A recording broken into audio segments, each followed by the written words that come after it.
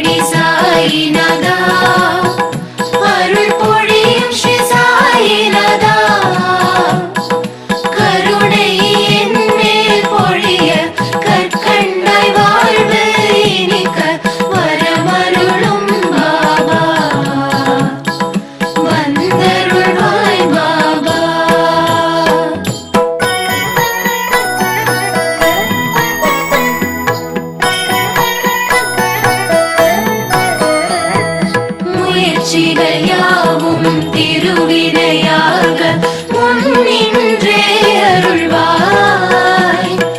முதலும் முடிவும் நீயே, முழு முதற் பொருளும் நீயே, வரமருளும் பாபா,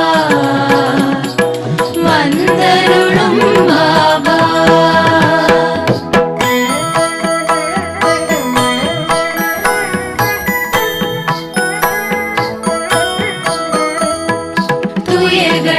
அனைத்தும் பனியாய் விலக